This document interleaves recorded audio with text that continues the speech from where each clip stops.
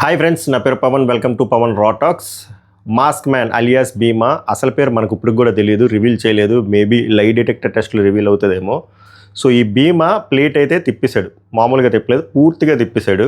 ఎలా తిప్పాడు అంటే, నన్ను ఒక స్పెసిఫిక్ సెట్ ఆఫ్ పీపుల్, ఒక బ్యాచ్ ఫ్రమ్ స్పెసిఫిక్ స్టేట్, క్లియర్గా మాట్లాడుకుందాం, వాళ్ళు చేయమంటేనే చేశాను అని చెప్పి ప్లేట్ తిప్పడం వల్ల మొత్తం ఇండియా అంతా షేక్ అయింది. అరే ఏమిరా తలైవా, నువ్వు చెప్పడం వల్లే కదరా ఎంత ప్రాసెస్ జరిగింది, పోలీస్ స్టేషను, తర్వాత కోర్టు, ఎస్ఐటి, ఎంత పెద్ద investigation process, digging process, exhumation process, various technologies use చేయడము, ఎంత ఎఫర్ట్ లోకల్ మీడియా కానీ, నేషనల్ మీడియా కానీ, యూట్యూబ్లో కానీ ఇంత హల్చల్ జరిగింది. ఇదంతా దేనికోసం? నువ్వు చెప్పడం వల్లే కదా, నువ్వు ఇస్తున్న ప్రూఫ్ వల్లే కదా. ఓవరాల్గా దీనివల్ల ఎవరికైనా ఎఫెక్ట్ అయిందంటే, ధర్మస్థల ప్రాంతంకి ఎఫెక్ట్ అయింది, ధర్మస్థల టెంపుల్కి ఎఫెక్ట్ అయింది, హిందువుల మనోభావాలు ఎఫెక్ట్ అయ్యాయి. ఇంకా చెప్పాలంటే ఆ మంజునాథుడు స్వామి రెప్యుటేషన్కి ఎఫెక్ట్ అయింది. సో ఎందుకురా ఎఫెక్ట్ అయిందంటే, ఇది ఎఫెక్ట్ చేసేలాగా చెయ్యాలని చెప్పి, అది ఎఫెక్ట్ అవ్వాలని చెప్పి ఒక సెట్ ఆఫ్ బ్యాచ్ చేశారు.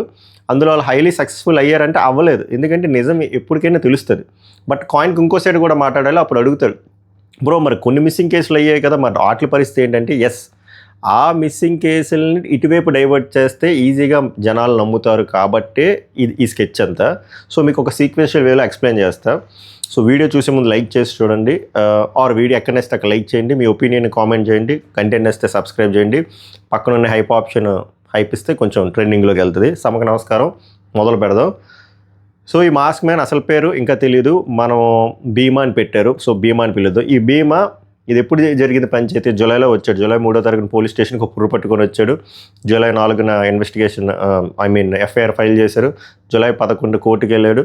కోర్టుకి వెళ్ళిన తర్వాత కోర్టు ఎస్ఐటికి అప్రూవల్ ఇవ్వడానికి కొన్ని రోజులు టైం పట్టింది. తర్వాత ఎస్ఐటి అంటే తెలుసు కదా, స్పెషల్ ఇన్వెస్టిగేషన్ టీం. సో వాళ్ళకి కూడా అప్రూవల్ వచ్చింది కోర్టు నుంచి. తర్వాత ఈ పెద్ద మనిషి ఏం చెప్పాడు, ఒక టైం లైన్ చెప్పి, ఆ టైం లైన్లో నేను కొన్ని వందల శవాలు నేను పాతిపెట్టాను, ఎస్పెషల్లీ లేడీస్, అది కూడా సెక్షువల్లీ అసాల్ట్ అయిన వాళ్ళని అని చెప్పాడు. సో ఆ స్థలానికి తీసుకెళ్లారు, మార్కింగ్ చేశారు. ఇనిషియల్గా 14 స్పాట్స్, తర్వాత 17 స్పాట్స్. స్పాట్ నెంబర్ 1 నుంచి స్పాట్ నెంబర్ 17 వరకు నానా కష్టాలు పడి 24/7 రౌండ్ ద క్లాక్ డిగ్ చేసి, వేరియస్ ఎక్విప్మెంట్స్తో, వేరియస్ టెక్నాలజీస్తో డిగ్ చేస్తే 2 స్థలాల్లో దొరికే కొన్ని బోన్స్, కొన్ని స్కెల్టన్లు. అది కూడా తెలుస్తుంది ఏంటిరా అంటే, ఈయన చెప్పిన టైం లైన్లో పాతిపెట్టిన శవాలు కాదు, లేటెస్ట్గా ఈ మధ్యకాలంలో పాతిపెట్టిన శవాలు, అవి కూడా సెక్షువల్లీ అసాల్ట్ అయినవి కాదు. సో ఓవరాల్గా కట్ చేస్తే ఈ 17 స్పాట్లలో ఈయన ఏదైతే చెప్పాడో అవి దొరకలే, ఒక్కటి కూడా దొరకలే, జీరో. తర్వాత ఆయన ఏమన్నాడంటే, భీమా ఏందిరా స్వామి ఏం దొరకట్లేదు అంటే, ఇంకొక 20 స్థలాలు ఉన్నాయి, అది నేను చెప్తా, బట్ నాకు మా వైఫ్ని చూడాలని, ఇది చూడాలని చెప్పి అక్కడ హోమ్ సిక్ అని చెప్పి వెళ్తానన్నాడంట. తర్వాత నిన్న ఆయన రివీల్ చేసింది ఏంటంటే, ఇదే షాకింగ్. యాక్చువల్గా ఇదంతా స్క్రిప్ట్. నాకు తమిళనాడు నుంచి కొంతమంది ఒక బ్యాచ్ ఇలా చేయమని చెప్పారు. ఆ పుర్రె నేను పోలీస్ స్టేషన్కి జూలై 3వ తారీఖుని పుర్రెని ఏదైతే పట్టుకొచ్చానో అది కూడా వాళ్ళే స్పాన్సర్ చేశారు. తర్వాత కోర్టులో పిటిషన్ వేయించింది కూడా వాళ్ళే. తర్వాత కర్త కర్మ క్రియ బ్యాక్ నుంచి వాళ్ళు ఏం చెప్తే స్క్రిప్ట్ నేను అదే చదువుకొచ్చాను అని చెప్పి ఇప్పుడు చెప్పగానే అందరూ షేక్ అయ్యారు. సో దీని ఉద్దేశం ఏందిరా అంటే, ఆ set of people wants to degrade Dharmasthala temple and it's reputation. అంటే అక్కడ ఆ స్థలానికి ఒక రెప్యుటేషన్ ఉంది, ఆ టెంపుల్కి ఒక రెప్యుటేషన్ ఉంది. ఆ రెప్యుటేషన్ చెడగొట్టాలి. ఎలా చెడగొట్టాలంటే, మీకు తెలుసు కదా, కొంచెం వెనక్కి వెళ్తే సౌజన్య కేసు కానీ అలా కొంతమంది మిస్సింగ్ కేసెస్, కొంతమంది కాన్స్పిరసీ థింగ్స్ జరిగాయి. దాన్ని ఇలా కోరిలేట్ చేస్తే ఈజీగా నమ్ముతారు, పెద్ద న్యూస్ అవుతుంది. సెన్సేషనల్ న్యూస్ అయితే టాక్ ఆఫ్ ద టౌన్ ఏమవుతుంది? ధర్మస్థల టెంపులే అవుతుంది. సో ఆబ్వియస్గా రెప్యుటేషన్ ఎవరికి ఎఫెక్ట్ అవుతుంది, ఎవరికి పడిపోతుంది అంటే టెంపుల్కి పడిపోతుంది. హిందువుల మనోభావాలు ఎఫెక్ట్ అయ్యాయి కదా, ఇప్పుడు వరకు మనం చాలా మాట్లాడాం. 100 సేవలు, 200 సేవలు, 300 సేవలు, అక్కడ ఉన్న హిందువులే చేయించారు, అక్కడ ఉన్న హిందువుల తాలూకా ఓనర్లే చేయించారు, ఆ జైన్లు చేయించారు, హిందువులకి జైలుకి సంబంధం ఉంది, అక్కడ టెంపుల్ దగ్గర ఏదో జరుగుతుంది, చాలా జరుగుతుంది. సో ఓవరాల్గా టాక్ ఆఫ్ ద టౌన్ ఏమైంది? ధర్మస్థల టెంపుల్ అయింది. సో వీళ్ళు ఎందుకు చేయిస్తున్నారు అనేది విషయం తెలియదు. అండ్ ఇప్పుడు కూడా ఈ పెద్ద మనిషి భీమా చెప్తుంది నిజమో కూడా కాదో తెలియదు. ఇదంతా విన్న తర్వాత వాళ్ళు షాక్ అయ్యి ఎస్ఐటి వాళ్ళు ఏం చేస్తున్నారంటే, లై డిటెక్టర్ టెస్ట్కి అడిగారు. డైరెక్ట్గా లై డిటెక్టర్ టెస్ట్ చేయలేరు, దానికి అప్రూవల్ కావాలి కోర్టు నుంచి. So they have requested for the approval. ఇంకా అప్రూవల్ రాలేదు, కోర్టు నుంచి అప్రూవల్ రాగానే ఈ పెద్ద మనిషికి లై డిటెక్టర్ టెస్ట్ పెడితే అప్పుడు యాక్చువల్గా ఏంటి, వాళ్ళెవరు, వాళ్ళ ఆ మాఫియా ఏంటి, వాళ్ళ స్కామ్ ఏంటి, వాళ్ళు ఎందుకు చేయించారు, ఎప్పుడు చేసి మొత్తం A to Z క్లియర్గా తెలియడానికి అవకాశం ఉంది. ఇది ఇప్పుడు వరకు జరిగింది. సో దీనిపైన మీ ఒపీనియన్ ఏంటో చెప్పండి. మనం ఇంకో విషయం ఆలోచిస్తే కాయిన్కి అటు సైడ్ ముందు వీళ్ళు ఏం చెప్పారంటే కొంతమంది వర్గం వాళ్ళు మేబీ నిజంగా చేసి ఉండొచ్చు, ఇప్పుడు నిజంగా అయ్యి ఉండొచ్చు, వీళ్ళే SIT వాళ్ళే ఇతని మీద ప్రెజర్ పెట్టి ఇలా చెప్పించి ఉండొచ్చు. ఎందుకంటే ఆ డెల్టాలో, ఆ ప్లేస్లో, ఆ టెరైన్లో ఆ సాయిల్ కూడా బోన్ని స్మాష్ చేసే టైప్ ఆఫ్ సాయిల్, అండ్ అది రివర్ పక్కనే ఉంది కాబట్టి ఆ శవాలు దొరకపోవచ్చు కదా, బట్ ఈయన్ని ప్రెజర్ పెట్టుండొచ్చు అని చెప్పి. ఏది పెట్టినా ఒక సింపుల్ లాజిక్తో ఆలోచించండి. ఇప్పుడు లై డిటెక్టర్ టెస్ట్ పెడితే ఎవడు దొంగ ఎవడు దొర అనేది తెలిసిపోతుంది కదా. ఓవరాల్గా ఫైనల్గా ఆయన రివీల్ చేసింది ఏంటంటే ఇదంతా కొంతమంది సెట్ ఆఫ్ పర్సన్స్ నాతో చేయించారు, నేను చేస్తాను, ఆయన ఒప్పుకున్నాడు.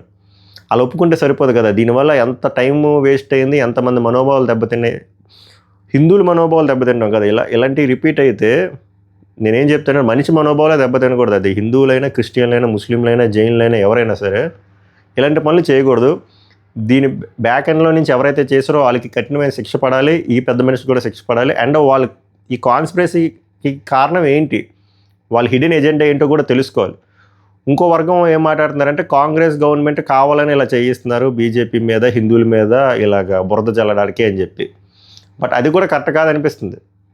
ఓవరాల్గా చూస్తే ఇప్పుడు డిక్ చేసిన తర్వాత వారు ఇదంతా జరిగిన తర్వాత తెలిసిన విషయం ఏంటి, అక్కడ ఏమి లేవండి. అప్పుడు ఓవరాల్గా ఏం తెలుస్తుంది, ఆ ధర్మస్థల టెంపుల్ ఏమీ అలాంటివి జరగలేదు, ఈయన చెప్పినట్టు 200-300 సెక్చువల్ అసాల్ట్ బాడీస్ లేవని కదా. అప్పుడు మళ్ళీ వారు పోయిన పేరు కంటే డబల్ పేరు దేనికి వస్తుంది, టెంపుల్కే వస్తుంది కదా. సో కాంగ్రెస్ గవర్నమెంట్ అలా చేసినా అది వాళ్ళకే మైనస్ బ్యాక్ ఫైర్ అవుతుంది కదా నిజం తెలిసినప్పుడు. నేను అనుకోవడం ఇది కాంగ్రెస్, బీజేపీ ఇవన్నీ కాకుండా ఒక సెట్ ఆఫ్ పీపుల్, వాళ్ళకి ఏదో ఒక హిడెన్ ఎజెండా ఉంది, వాళ్ళు ఒక స్కెచ్తో ప్రాపర్గా సీక్వెన్షియల్ వేలో ఈ పెద్ద మనిషిని పట్టుకొని వచ్చి చేయించడని అనిపించింది ఆయన చెప్పినట్టే. బట్ ఆ లై డిటెక్టర్ టెస్ట్లో ఓవరాల్గా మనం తెలుసుకోవాల్సింది వాళ్ళెవరు, వాళ్ళ వెనక ఉన్నది ఎవరు. కొన్ని పొలిటికల్ పార్టీస్ ఎవరైనా ఉంటే తమిళనాడు వాళ్ళకి ఏంటి, కర్ణాటకతో లింక్ మీరు మామూలుగా కోరిలేట్ చేసుకుంటే ఈ స్టేట్ వాళ్ళకి పడదు, చాలా పడదు. ఆ ఉద్దేశం వల్ల చేయించారా, లేకపోతే చేయించిన వాళ్ళు హిందూకి ఎగెయిన్స్టా, లేకపోతే వాళ్ళకి హిందువులంటే పడదా, లేకపోతే స్పెసిఫిక్ పర్సన్స్ ఎవరైతే ఉన్నారో ఆ గుడి తాలూకు మేనేజ్మెంట్ వాళ్ళకి ఎగెయిన్స్టా, ఇవన్నీ మనం తెలుసుకోవాలి. అండ్ ఇంకో సంచలనమైన విషయం ఏం తెలిసిందంటే, అండ్ ముందే డౌట్ వచ్చిందన్నమాట వాళ్ళకి. ఈ బీమా డిక్ చేసినప్పుడు అప్పట్లో ఎవరైతే ఈయనకి హెల్ప్ చేసారో ఇంకో 3 వచ్చారు. వాళ్ళు ఏమంటున్నారంటే అప్పుడు మేము చేసిన పర్సన్ లాంటి ఆ పర్సన్లా ఈ పర్సన్ కనిపించట్లేదు అన్నారు. అప్పుడే వాళ్ళకి డౌట్ వచ్చింది. బట్ దాని మీనింగ్ ఏంటంటే వాళ్ళు కూడా అప్పుడు ఏదో చేశారనే కదా. మరి దానికి ఏంటి ఆన్సర్ అంటే తెలియదు. ఓవరాల్గా చూసుకుంటే 1998 అనే కాదు, అప్పటి నుంచి చాలా మిస్సింగ్ బాడీస్ జరిగాయి. బట్ 100-200 కాదు, కొన్ని మిస్సింగ్ బాడీస్ జరిగాయి. మనము ఇప్పుడు ఈయన చెప్తుంది అబద్ధం అని క్లియర్గా తెలిసిపోయినా సరే ఈ కేసుని సెపరేట్గా, ఆ మిస్సింగ్ కేసు సెపరేట్గా మనం చూసుకోవాలి. ఈ కేసులో ఏంటంటే ఈ పర్సన్తో ఎవరు ఆ పర్సన్ చేయించారో వాళ్ళ హిడెన్ ఎజెండా ఏంటి, అది సెపరేట్. నెక్స్ట్ మనం మళ్ళీ బ్యాక్ వెళ్ళి it could be Soujanya case or any other missing body cases. ఆ మిస్సింగ్ బాడీ సేమ్ అయ్యి ఎలా జరిగింది, ఎందుకు జరిగింది, దాని వెనక ఎవరున్నారు, వాళ్ళ సవాలు ఏంటి, దీని మీద కూడా సెపరేట్గా సిట్ అయ్యాలి. అది సెపరేట్, ఇది సెపరేట్. బట్ ఈ మాస్క్ మ్యాన్ ఏం చేశాడు, వెనక ఇచ్చిన స్క్రిప్ట్తో ఏం చేశాడు అంటే ఆ 3-4 సవాల్ని ఈయన ఎలివేట్ చేసి 300-400 సవాల్ కింద హైలైట్ చేయడం వల్ల ఎక్కువగా న్యూస్ ఎలా వెళ్ళింది అంటే ధర్మస్థల అంటే అదొక సవాలు ఉండే ప్లేసు అన్నట్టు అయింది. అది వేరు, ఇది వేరు. వాళ్ళ హిడెన్ ఏజెండా అది మేబీ అదే అయ్యి ఉండొచ్చు. హిందువుల మనోభావాలు దెబ్బతినాలి, అక్కడ ఉన్ని టెంపుల్ రెప్యుటేషన్ దెబ్బతినాలి. బట్ ఈ కేసు సెపరేట్గా చూడాలి, ఈ కేసు సెపరేట్గా చూడాలి. అండ్ ఇంకో విషయం ఏందో తెలిసింది ఏంటంటే షాకింగ్ విషయం, ఆ సుజాత భట్ ఎవరైతే ఉన్నారో ఆమె కూడా పెయిడ్ ఆర్టిస్ట్, సిబిఐలో పనిచేయలేదు, ఆమెకు అసలు కూతురే లేదు, అనన్య భట్ అనే కూతురు అనేది లేటెస్ట్ ఇన్ఫో. ఆమె ఓన్లీ కుక్కలే ఉన్నాయి, కుక్కలు పెంచుకుంటుంది, కూతురే లేరని.